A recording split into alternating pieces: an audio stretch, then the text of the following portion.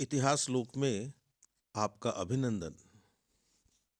इतिहास पाठ में आज हम चर्चा करेंगे प्राचीन भारत के धर्म और समाज की। मेरे हाथ में पुस्तक है प्राचीन भारत का सामाजिक एवं आर्थिक इतिहास। इस पुस्तक के लेखक हैं श्री ओम प्रकाश। इस पुस्तक का पहला अध्याय है धर्म और समाज। ओम प्रकाश लिखते हैं, धर्म का अर्थ वस्तुओं के तत्वों को समन्वित रखने की शक्ति और क्रिया है। ऋग्वैदिक आर्यों ने विश्व में सर्वत्र एक व्यवस्था देखी, इसीलिए उन्होंने विश्व व्यवस्था की कल्पना की, जिसे उन्होंने ऋत कहा। ऋत ही धर्म का ऋग्वैदिक स्वरूप है। इस विश्व व्यवस्था के नियामक को उन्होंने वरुण कहा। उससे प्रार्थना की गई है कि यदि हम अपने मित्रों, अतिथियों, बंधु बांधवों या परिवार के सदस्यों के प्रति अपने कर्तव्य का पालन न करें तो वरुण हमें दंड दे। यदि हमने भूल से भी किसी को धोखा दिया है तो आप हमें मुक्त करें। ऋग्वेद में ही अन्यत्र धर्म का प्रयोग विश्व को धारण करने के अर्थ में हुआ है। स्पष्ट है, ऋग्वैदिक काल में धर्म या ऋत का मुख्य उद्देश्य समाज में व्यवस्था स्थापित करना था। विश्व का संतुलन अपनी आंतरिक शक्ति से चल रहा है। समाज में संतुलन रखने के लिए मर्यादा और व्यवस्था स्थापित करनी पड़ती है। मनुष्य भी विश्वव्यापी समन्वय का एक अंग है। मित्रों, भारतीय संस्कृति में तो यह मान्यता है कि सारी वसुधा ही हमारा कुटुंब है, और यही बात हमें ऋग्वेद से पता चलती है। ओम प्रकाश लिखते हैं, मनुष्य भी विश्वव्यापी समन्वय का एक अंग है। वह अपने को इस विश्वव्यापी समन्वय के अनुरूप बनाने के लिए अपनी वासनाओं, भावनाओं, विचारों, प्रवृत्तियों और आवश्यकताओं का संतुलन करके अपने व्यक्तित्व को व्यवस्थित करता है। दूसरी ओर अपने बंधुओं के साथ अपने व्यवहार, आचार, व्यापार, संपर्क और संबंध को ठीक कर समाज को संगठित करता है। यह समन्वय कुछ मान्यताओं पर आधारित रहता है। यदि ये मान्यताएं बुद्धि संगत और ज्ञान गर्भित न हो तो निश्चल अंधविश्वासों और कट्टर दुराग्रहों में बदलकर समन्वय में बाधक हो जाती हैं। मित्रों, धर्म नाम है आधुनिकता का, और यही बात ओम प्रकाश कहना चाहते हैं। इन ज्ञान समन्वित कर्म परक मान्यताओं को ही धर्म कहते हैं।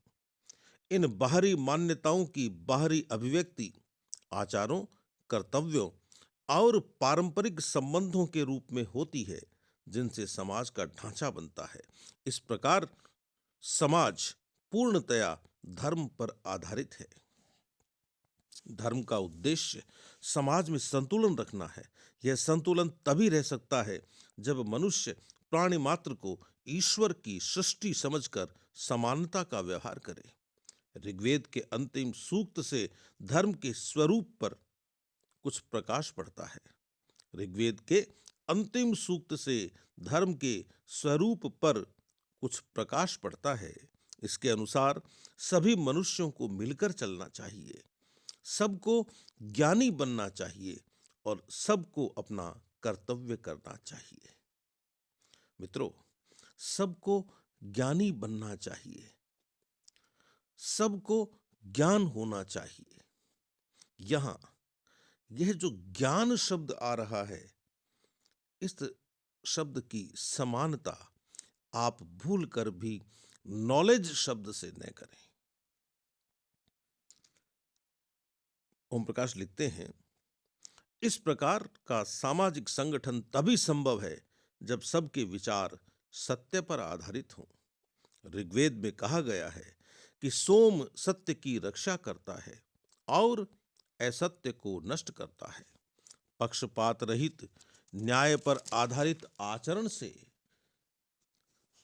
सत्य पर आधारित पक्षपात रहित न्याय पर आधारित आचरण से ही मनुष्य की व्यक्तिगत और सामाजिक उन्नति हो सकती है। इसी को हम धर्म कह सकते हैं। इसी प्रकार की समन्वय की भावना हमें यजुर्वेद में मिलती है। उसके 40वें अध्याय के पहले मंत्र में लिखा गया है कि यह सब जो कुछ पृथ्वी पर चराचर वस्तु है ईश्वर से आच्छादित है। इसी प्रकार की समन्वय की भावना हमें यजुर्वेद में मिलती है। उसके 40वें अध्याय के पहले मंत्र में लिखा गया है कि यह सब जो कुछ पृथ्वी पर चराचर वस्तु है ईश्वर से आच्छादित है। मनुष्य को उसी ईश्वर के दिए हुए पदार्थों का उपभोग करना चाहिए, किसी अन्य व्यक्ति के धन का लालच नहीं करना चाहिए। इस प्रकार व्यक्ति के आचरण से समाज में व्यवस्था रह सकती है और यही धर्म है जिससे मनुष्य की व्यक्तिगत और सामाजिक उन्नति हो सकती है। जब मनुष्य समस्त विश्व को ईश्वर की सृष्टि समझेगा तो वह केवल वही कार्य करेगा जिससे प्राणी मात्र का भला हो। धर्म के द्वारा वह स्वार्थ का त्याग कर परमार्थ में अपना तन मन लगाकर आध्यात्मिक सुख को प्राप्त करेगा। ईश्वर ने जो धन संपत्ति उसे दी है उसका भी उपयोग वह अपने परिवार, समाज और राष्ट्र की उन्नति में करना अपना धर्म समझेगा। मित्रों, एक बात मैं यहां और कह दूं, धर्म को आप रिलीजन मत समझिए। धर्म धर्म है। भारत का समाज सोसाइटी नहीं है। भारत का राष्ट्र नेशन नहीं है। ओम प्रकाश लिखते हैं, शतपथ ब्राह्मण में भी केवल सत्य बोलने का निर्देश है। तैत्तिरीय उपनिषद में आचार्य शिक्षा समाप्ति पर शिष्य को सत्य और धर्म पालन का उपदेश देता है। छांदोग्य उपनिषद में दक्षिणा में 5 गुणों तप, दान, आर्जव, अहिंसा और सत्य का उल्लेख है। इसी उपनिषद में सोने की चोरी, सुरापान, ब्राह्मण की हत्या और गुरुशैया को अपवित्र करना महापाप कहा गया है। बृहदारण्यक उपनिषद में संयम, दया और दान को धर्म कहा गया है। इस उपनिषद में भी सत्य पालन को धर्म कहा है और वह प्रार्थना मिलती है जिसमें मनुष्य ईश्वर से असत्य से सत्य, अंधकार से प्रकाश की ओर ले जाने की प्रार्थना करता है। यदि हम इंद्रियों का दमन करें, दूसरों के प्रति दया भाव रखें और अपने धन का कुछ भाग दान में दें तो हम अपनी आध्यात्मिक उन्नति करेंगे और समाज का कल्याण करेंगे। कठोपनिषद में वासनाओं की तृप्ति को प्रेय अर्थात सुखमय प्रतीत होने वाली वस्तु कहा गया है और आध्यात्मिक उन्नति को श्रेय कहा गया है। समाज के प्रति अपने कर्तव्य की पूर्ति से मनुष्य को स्थायी सुख की प्राप्ति होती है। यही धर्म है। छांदोग्योपनिषद में स्पष्ट कहा गया है कि जीवन का महाव्रत यह है कि मनुष्य उदार विचार रखे, किसी स्त्री के साथ अशिष्ट व्यवहार न करे, लोक मंगल की उपेक्षा न करे, विद्वानों का अनादर न करे और सबको अपने जैसा समझे। इसी उपनिषद में लिखा है कि तप, दान, सीधापन, किसी की हानि न करना और सच बोलना जीवन रूपी यज्ञ की दक्षिणा है। उपनिषदों में जिस धर्म का विवेचन है उससे स्पष्ट है कि इसका उद्देश्य समाज में वह व्यवस्था स्थापित करना था जो ईश्वरीय नियमों के अनुरूप हो और जिससे व्यक्ति और समाज दोनों की ऐहिक और आध्यात्मिक दोनों प्रकार की उन्नति हो सके। ब्राह्मण ग्रंथों में कर्मकांड को ही धर्म समझा जाता था।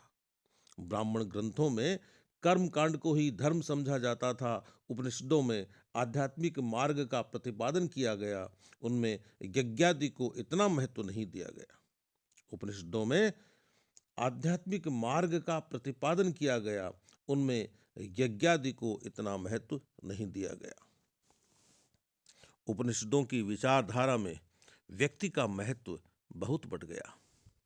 इस प्रकार क्षत्रिय ब्राह्मणों के समाज पर प्रभुत्व से मुक्त हो गए, परंतु ब्राह्मणों ने इस नई विचारधारा को भी यह कहकर अपना लिया कि यह भी वैदिक ग्रंथों में मिलती है, जिससे कि वे नास्तिक संप्रदायों की विचारधारा का खंडन कर सके। गौतम बुद्ध ने रक्तमय धार्मिक आचारों में सुधार करके मौलिक सिद्धांतों को पुनः लाने का प्रयत्न किया। उनके अनुसार यदि कोई धर्म को मन की शुद्धि और शील का साधन बनाने के बजाय अंधविश्वास के साथ उससे चिपटा रहे तो यह अनुचित है। उन्होंने अहिंसा, सदाचार और त्याग पर सबसे ज्यादा जोर दिया। बहुजन हिताय ही उनके उपदेश का सार है। बहुजन हिताय ही उनके उपदेश का सार है और आत्मसंयम उसका आधार। इस प्रकार बौद्ध धर्म का उद्देश्य भी समाज में तर्क संगत व्यवस्था स्थापित करना था। बुद्ध के उपदेशों ने शताब्दियों के आडंबर और अंधविश्वास को उखाड़ फेंका। जनसाधारण पर बुद्ध और महावीर की शिक्षाओं का इतना व्यापक प्रभाव पड़ा कि ब्राह्मणों को भी अपनी जीवन पद्धति को पुनर्जीवित करने के लिए कुछ नए नियम बनाने पड़े। इन नियमों को हम धर्मसूत्रों, धर्मशास्त्रों और रामायण व महाभारत जैसे महाकाव्यों में देख सकते हैं। इन नियमों का विवेचन इन ग्रंथों में सामान्य धर्म, वर्ण धर्म, आश्रम धर्म और राजधर्म के अंतर्गत किया गया है। इन सभी नियमों का उद्देश्य सामाजिक व्यवस्था को तर्क संगत बनाना था, जिससे कि व्यक्ति और समाज दोनों ही इस लोक और परलोक में उन्नति की ओर अग्रसर हो सके। पांडुरंग वामन काणे के अनुसार धर्म सूत्रों की रचना 600 ईसा पूर्व से 300 ईसा पूर्व के काल में हुई। धर्मशास्त्रों के लेखक अपने नियमों का समर्थन करने के लिए वेद के मंत्रों की व्याख्या अपने मत की पुष्टि के लिए करते थे। इतना होने पर भी हिंदू धर्म कभी गतिहीन नहीं रहा। इतना होने पर भी हिंदू धर्म कदापि गतिहीन नहीं रहा, वह सदा गतिशील रहा। आप स्तंभ वेदों और विद्वानों के सर्वसम्मत विचारों को धर्म का स्रोत मानते हैं। सूत्र लेखकों ने अपनी बुद्धि के अनुसार स्थान विशेष में प्रचलित रीति रिवाजों को ध्यान में रखकर धर्म में परिवर्तन किया। उन्होंने असुविधाजनक आदर्शों को अर्थवाद या प्रशंसा मात्र कहकर उन्हें सामान्य आदर्श नहीं माना। बौधायन के अनुसार धर्म के 3 स्रोत हैं। बौधायन बताते हैं 3 स्रोत हैं: श्रुति, स्मृति और शिष्टाचार। श्रुति से अभिप्राय वैदिक साहित्य से है, जिसे हिंदू धर्म का आदि स्रोत माना जाता है। स्मृति से उनका अर्थ स्मृति ग्रंथों से है, जो देश काल के अनुसार प्रत्येक व्यक्ति का कर्तव्य निर्धारित करती थीं। स्मृतियां जीवन के प्रत्येक कार्यकलाप का उल्लेख नहीं कर सकती थी, इसलिए बौधायन ने शिष्ट व्यक्तियों के आचार को भी धर्म का स्रोत माना है। इससे स्पष्ट है कि धर्म का उद्देश्य प्रत्येक व्यक्ति को ऐसे कार्य करने के लिए प्रेरित करना था जिनसे उसकी व्यक्तिगत और साथ ही सामाजिक उन्नति भी हो सके।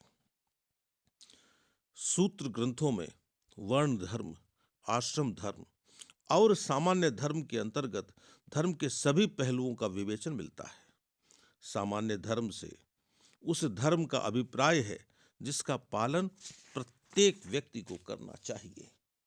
गौतम धर्म सूत्र के अनुसार जिस मनुष्य में दया, धैर्य, ईर्ष्या का अभाव, शरीर, वाणी और विचारों की पवित्रता, कष्टदायक महत्वाकांक्षा का अभाव, दूसरों की भलाई करने की भावना, दीन न होने की भावना और दूसरों की वस्तुओं को लेने की इच्छा न होना, ये 8 गुण होते हैं, वह ब्रह्मलोक को प्राप्त करता है।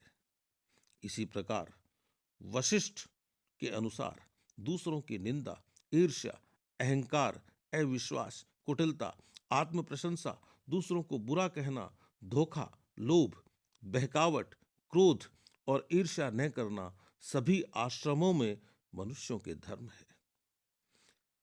आपस्तंभ धर्म सूत्र के अनुसार भी मनुष्य को सभी आश्रमों में उन अवगुणों का त्याग करना चाहिए जिनसे मनुष्य का नाश हो, और उन गुणों को ग्रहण करना चाहिए जिनसे मनुष्य की उन्नति हो। स्पष्ट है कि इन धर्म सूत्रकारों के अनुसार यज्ञ करने और अन्य धार्मिक कृत्यों का इतना महत्व न था जितना कि इन नैतिक गुणों का था। वे समाज में धर्म पालन के द्वारा नैतिक व्यवस्था स्थापित करना चाहते थे, न कि बाह्य आडंबर। कौटिल्य ने भी अहिंसा, सत्य, पवित्रता, निंदा न करना, दया और क्षमा का अनुसरण करना सभी वर्णों के मनुष्यों का धर्म बतलाया है।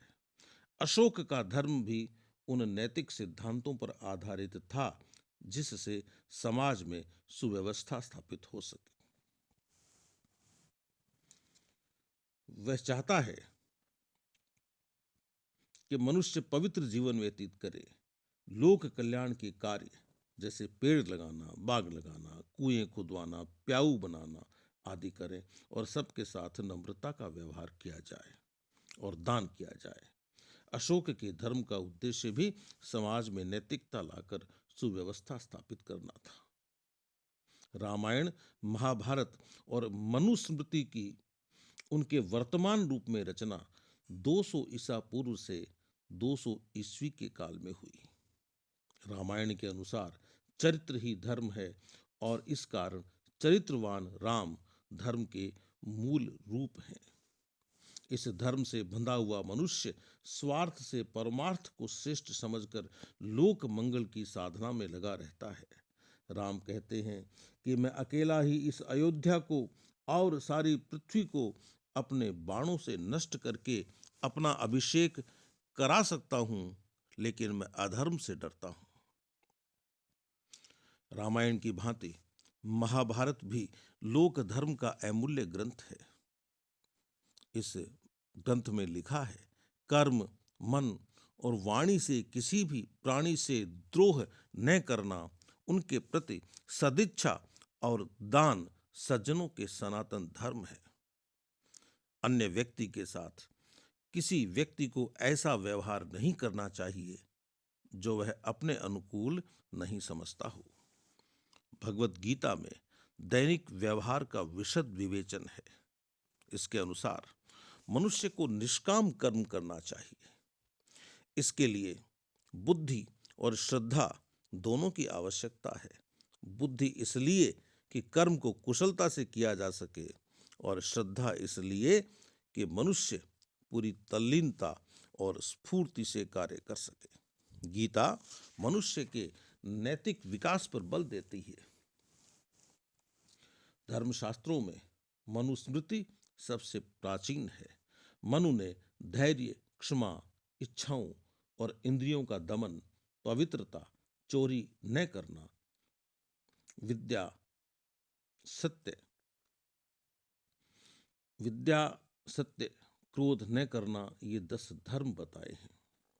मनु ने धैर्य, क्षमा, इच्छाओं और इंद्रियों का दमन, पवित्रता, चोरी न करना, वृद्धि, विद्या, सत्य, क्रोध न करना, ये 10 धर्म के लक्षण बताए हैं। एक अन्य प्रसंग में मनु ने अहिंसा को भी धर्म का अंग माना है। मनु से पहले धर्म शास्त्रकारों ने वेद, स्मृति और विद्वानों के सर्वसम्मत विचारों को ही धर्म का स्रोत कहा था, किंतु बाद में मनु ने अंतरात्मा की तुष्टि को भी धर्म का स्रोत मान लिया। शतपथ ब्राह्मण में कहा गया है कि ब्राह्मण और क्षत्रिय वैश्य और शूद्रों की अपेक्षा इसीलिए श्रेष्ठ समझे गए हैं कि ऐसा करने से समाज में नैतिक व्यवस्था रहेगी, नहीं तो समाज में भले बुरे का भेद जानना कठिन हो जाएगा। ऐतरेय ब्राह्मण में स्पष्ट कहा गया है कि ब्राह्मण और क्षत्रिय एक दूसरे पर निर्भर हैं। शतपथ ब्राह्मण में वैश्य को असत्य, दुख और अंधकार का प्रतीक और शूद्र को भी असत्य का प्रतीक माना गया है। बृहदारण्योपनिषद में कहा गया है कि सृष्टि के आरंभ में केवल ब्रह्म था, वह अकेला कुछ न कर सका क्योंकि उसके पास पर्याप्त शक्ति न थी, इसलिए क्षत्रिय की सृष्टि की गई। इसमें भी समाज की आवश्यकताओं की पूर्ति के लिए पर्याप्त शक्ति न थी, अतः वैश्य की सृष्टि की गई। जब वैश्य से भी समाज की आवश्यकताओं की पूर्ति न हुई तो शूद्रों की सृष्टि की गई। इस प्रकार चारों वर्णों की सृष्टि ईश्वर द्वारा बतलाई गई और उनके कर्तव्य भी ईश्वर द्वारा निर्धारित माने गए। इस प्रकार विश्व व्यवस्था के संबंध में ऋत का जो सिद्धांत था वही सामाजिक व्यवस्था को सुचारू रूप से चलाने के लिए उपयुक्त माना गया। वर्ण धर्म में किसी वर्ण को उच्च या दूसरे को नीचा समझना भूल है। वर्ण एक दूसरे के पूरक हैं, न कि प्रतिद्वंद्वी। यहाँ प्रत्येक व्यक्ति का अपने वर्ण के धर्म के प्रति कर्तव्य होता है और इससे समाज की सर्वांगीण उन्नति होती है। गीता में कृष्ण कहते हैं कि गुण और कर्म के आधार पर मैंने चारों वर्णों की रचना की। कृष्ण व्यवसाय और अध्यवसाय को समाज की व्यवस्था का आधार मानते हैं। उनके मत से समाज जातियों और कुलों का समूह न होकर व्यवसायों के संगठनों और इनसे उत्पन्न वर्गों और श्रेणियों का समन्वय है, किंतु इन व्यवसायों, वर्णों और श्रेणियों की नींव वैयक्तिक गुणों और कर्मों पर टिकी है। मित्रों, यह था धर्म और समाज के संबंध में प्राचीन भारतीय इतिहास का एक पाठ। इस पाठ का अगला भाग हम तब पूरा करेंगे जब हम पुनः मिलेंगे। तब तक के लिए अनुमति दीजिए। नमस्कार।